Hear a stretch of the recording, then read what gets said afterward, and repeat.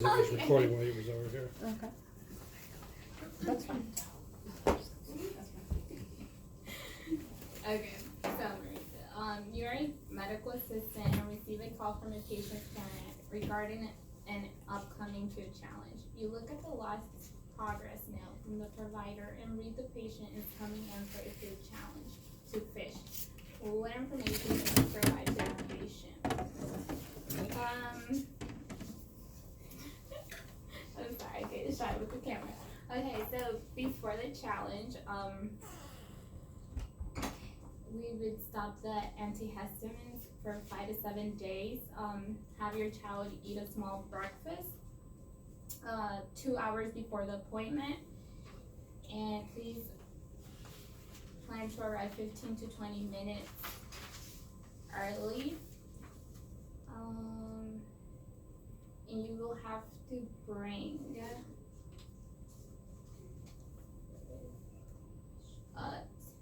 10 cooked fish sticks and something to dip them if you desire. Okay. I'm trying to be on time. It's really hard for me to be on time.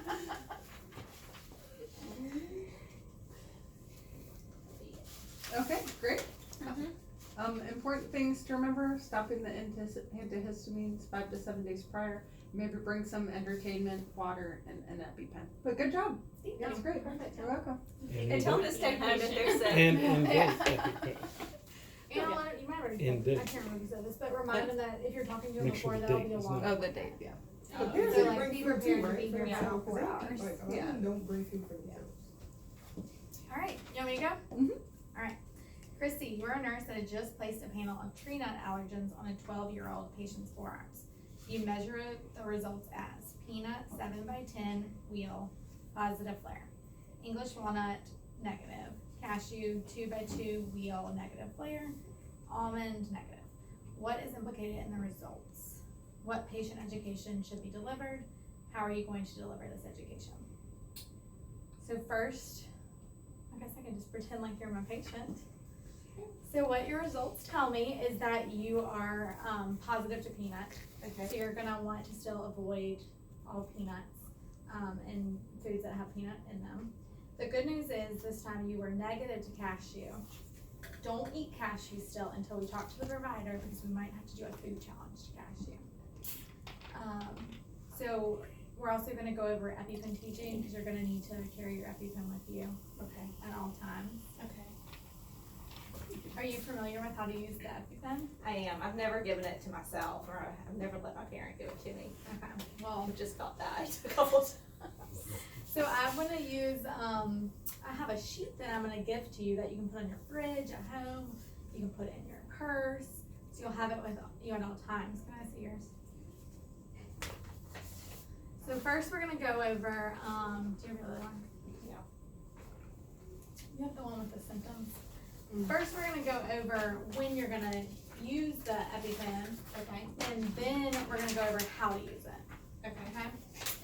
So, the thing to remember is if you have any severe symptoms, you're gonna go ahead and use EpiPen. If your child is in anaphylaxis, you can't just give Benadryl.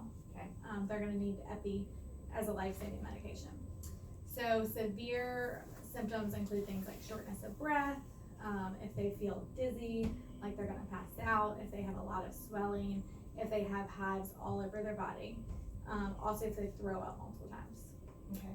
There's also mild symptoms that we see sometimes, and if you have more than one of these mild symptoms, you're also gonna wanna use the EpiPen. So that's things like an itchy nose, itchy mouth, like 1 or 2 hives, or if you're just having some nausea. Okay. So if it's more than one body system involved, you're also gonna wanna use it. So if your child just has like 1 hive, but they're also throwing up, go ahead and use the EpiPen. So first thing you're gonna do, you're gonna use the EpiPen. If you have to use the EpiPen, you need to call 911 right after. Have your child remain seated, don't let them get up. Okay. Now we're gonna get over how to use this. It is a lot, but it's all written down for you. Okay. And if you need to go over this every time you come in, we'll talk about it every time. Thank you. Okay? All right. This meetings. So what I like to think about is blue to the sky, Okay. orange to the thigh. Okay. Or I also like to think of orange as like red, it's hot. Okay, Okay, so that's where you wanna avoid until you're sticking in it. okay. Okay, so make sure the writing is, you can read it, cause then you know it's the right setup. Okay. Grasp it with your fist. Okay. Don't put your finger on either side just in case you are holding it the wrong way. Okay. So keep your thumb out of the way. Pull the blue top up, Mm-hmm, and then you're gonna go in the middle of the outside thigh. okay. So you're gonna give it kind of a swing, and you're gonna hold it for 3 seconds, and you should count out loud. 1, 2, 3. Perfect. All right, I'm gonna let you practice. Okay. All right, so I see the writing here, so I know I have the trainer. It says no medicine, no needle. Blue to the sky, so I'm gonna take the blue cap off. Uh-huh. Orange to the thigh, and I'm gonna 1, 2, 3, Good One. job. 2, 3. Perfect. You were ready for an emergency. There we go. Do you have any other questions? I don't think so. What should I do? Should I just bring this needle back to you? Should I save it in my bag? No, you can put it in one of those big laundry detergent things. Okay. Put it in there, and then you can throw it in the regular trash. Okay. Or you can bring it to your fire department or police office. Sometimes they dispose of them. Okay. Sounds great. Thank you. I feel much better. I'm glad you I did. know turning out. I have to do an eval afterward. So do you guys know the pH actually of epinephrine? No. Nope. It's like 3 and it burns. It's like That's good to know. fire going in your leg. I know. I've stuck myself Yikes. during a training episode about 15 years ago. Oh my goodness. It burns. Well, you did awesome. Thank you. I think that's perfect. One thing I also like to tell patients is like why it comes in the 2-pack. That's a good idea. And I like how you said don't stick your thumb on the top or anything. Just hold it in the middle. I always really tell them like to that. grab it in the middle because also there's different EpiPens. So the ones that are like thinner, they don't exactly look the same, but they all have like a orangish or red or like yellowish tip. So I always say like the hot thing too. So that you can Awesome. correctly. Awesome job. Miss Kristen All right. or Catherine? Kristen's my patient, or she's my mom. All right, so you're a nurse for an allergy patient that has just been tested positive for a baked egg allergy. The patient's mother would like to know how to check if certain foods contain baked eggs. What information can you tell this family about labels? What do they need to look for specifically? Another staff member will be your patient. Please role play the education you will provide to the parents and patient. Use the evidence-based resources provided to formulate your plan. All right, so your child has been diagnosed with a baked egg allergy. Mm-hmm. We're so sorry, but it seems like you've been dealing with this Mm-hmm. for a long time. Yeah, and I don't know now like everything that I can buy at the store. I just can't even think about this right now. I know it must be overwhelming, Mm-hmm. but I'm here and I'm gonna help you, okay? So the ingredients are listed on all of the boxes. So what you wanna look out for are the first 3 ingredients because those have the highest concentration of whatever you should be avoiding for your child. So in this situation, it's eggs. So you just wanna make sure that all the first 3 do not contain egg, and then you should be okay. And if for some reason you get that wrong, I could do some EpiPen training. Yeah. If for some reason, because a lot of these words are hard to read, so you could. We want you to be prepared. Yeah, we want you to be prepared. So that is why we like for you to have the EpiPen or AviQ, whichever one you like to use or your insurance will pay for.